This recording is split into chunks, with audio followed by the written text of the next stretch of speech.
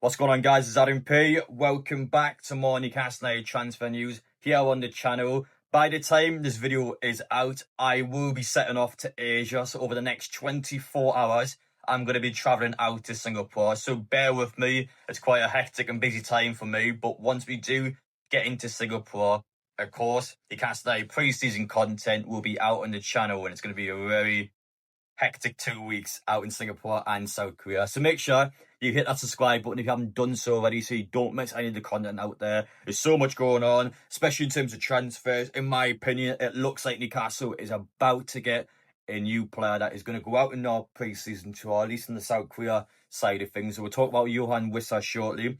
But of course, you got the club events that are on, you got the first team events that are on, you got all three matches that are on, you got the fan events that are on. So it's going to be so busy on the channel. Travel vlogs as well for those of you who like the overnight stay vlogs. But going back on topic, it looks like Newcastle's going to bring a new player with them, so we'll get through that. If you guys enjoy the content, make sure to smash the like button. I appreciate your support as always. As for Yoane Wissa now, this is a player that has already left Brentford's camp yesterday. He's going back to London to speak to the Brentford representatives, and it looks like he's going out of the football club again this summer.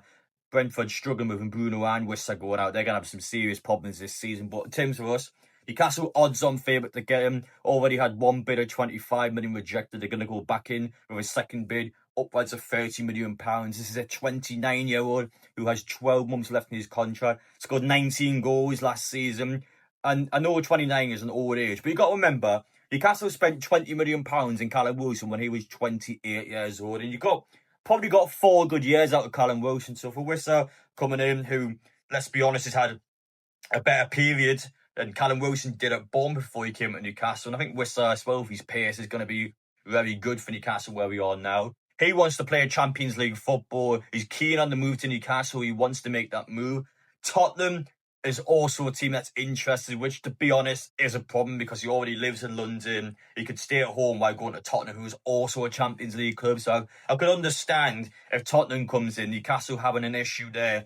This is now our 5th official player we've made a bid on. This one I feel like needs to land. We need to get someone in. Newcastle clearly wants Wissa. We've clearly turned to him after the Hugo Ekitike situation. We've got to land the player now, and the only problem being is that I feel like Brentford knows that information as well. They know that we need to land the player. So you're talking 35 million pounds, and the player has 12 months left in his contract now. I think he's quality, regardless of the price and how much you're going to pay. I think he is top quality. I think he does improve our team, and it's a key area that we need to invest in. We can't deny it. We need either a striker alongside Isak or a striker that goes behind Isak. This one has to happen, in my opinion. We need to make it happen. I think Newcastle are going to make it happen. I think we're going to go in. And I fully expect over the next couple of days for this one to be wrapped up fairly quickly as well. While I'm not keen on the guy going out to Singapore, and I don't think he would make the Arsenal game in Singapore, I reckon he'll be out for the South Korea tour. So I reckon the second and third game, he will take part in, or at least be part of the squad. I'm willing to bet that he'll travel out separately for South Korea. We'll see if I'm right in my prediction, but that's what I personally feel like. As for Alexander Isak, of course, we've got to talk about him in every single video at this point. So yesterday we discussed the pictures of Isak, of course, training by himself at the training ground now. Liam Kennedy, of course, at Newcastle Road, has came out and said that Isak is injured, and it sounds like he probably won't be out on our pre-season tour. Now, I get that he's unfit and I get that he may be injured. I'm still not buying this, though. I'm honestly not now. He was out for Newcastle's Austria tour. Of course, he hasn't played at all. So he's had his Austria tour. Didn't go to the Celtic game, Eddie Howe said, because of transfer speculation. He sent him home. Isak's now trained separately at the training ground. And while it is potentially possible that he may have been injured, I think there's a lot of convenient timings on this. Again, Isak's got so much attention in social media. He's got so much drama on social media. Nothing from the club, no statement from Isak, no statement from his agent, no statement from Newcastle United. It's being silent on the situation. And now this Isak injury report comes out and it sounds like he may not be on the tour at all to Asia. So we'll see whether he does get into that plane. I'm still not confident in this one. I feel like Joelinton as well, for example, a different player that is injured. He was at the Celtic game. I think it's likely he could go out in the Asia tour even when he's not able to play. So Joelinton's going out to Asia and Isak's not going out to Asia, and they're both supposed to be injured now.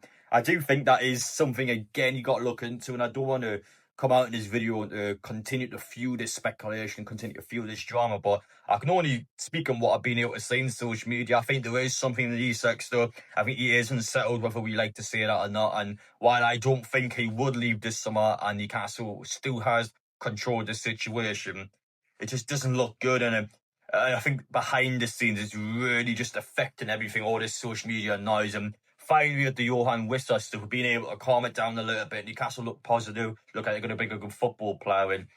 And this is just still filtering around in the background. It's a nightmare. It's annoying. I can imagine for the club, they'll be annoyed as well. It's one of them ones where it's just got to continue just the spiral. And again, when you see a report of the guy being injured, it's just too convenient of a time for him to be injured. I think it is entirely possible that he could be injured. I think maybe he is, but again, the timings haven't helped anything. And if anything, I feel like that's fueled even more speculation. So we'll see what happens, but it sounds like he may potentially not be in the Asia tour. That's not great news. And as for leaked kits, green kit has now been confirmed as the leaked kit. This might be the first kit, by the way, that I don't buy at all. I don't like it. I don't know what it is with these Saudi kits. I don't mind the white ones so much, but I never wear them. I never wear the green ones either. And when I look at that one, it just looks so weird. Like, I actually like the goalkeeper kits more. I wouldn't have been disheartened if the pink kit, for example, was always sure. Even the yellow kit was always sure. But this green one, I'm not a fan of it. I get what Newcastle's doing. I get, of course, that Saudi Arabia wants to be able to globalise their brand more and they use Newcastle to try and promote their shirts out there. I'm just a bit sick of the Saudi shirts, to be honest. In terms of videos out there in Singapore and South Korea, so the club does have a lot of events on. Some of them are first team based as well, so you get a chance to physically see the players, has to answer questions about the club. And it's one of them ones where the club, to be fair to them, has planned quite a lot out. I don't want to spoil too much because I feel like telling you all now almost defies the point of, I guess, the surprise of the videos in the first place. But club has a lot planned, a lot of fans out there, and it's a real opportunity for them, especially how ambitious this pre-season tour is. They're going to do well. I think they're going to make a lot of money as well in a marketing sense. And of course, the likes of Park Sung-soo being assigned for South Korea and the possibility of Yoane Wissa coming in as well. Club is definitely going to be looking to maximise profits and just trying to promote the club as much as they can worldwide. So those fans go back to St James's Park, spend all that money in the hospitality packages and put that money back into the football club. And Newcastle, under this PSL rubbish, can just go out there and bring players in. But it's not really the PSR thing that someone's been holding Newcastle back. I think it's just the opposition clubs as a whole constantly challenging Newcastle. Massive wages, massive price tags. And even though we don't have the PSR restrictions as someone, Newcastle is just not budging for any of these ridiculous asking fees and asking wages, mental stuff. But enjoy it, guys. Appreciate you watching as always. We're going to be out in Singapore in my next video, so please do stay updated. Appreciate you watching. Let me know your opinions down below. What do you think about the current situation? As much as I like to talk about anything else, it's always the Isak stuff annoying. But at least Yoane Wissa looks like he's going to come in. And then Newcastle, after the signing of Wissa, can go out there and find the other areas. And then we can start to wrap this transfer window up and hopefully to pull things back around because it's just been a nightmare a couple of weeks. So we're going to crack on, get it done. Thank you for watching, guys, and we will see you all out in Asia.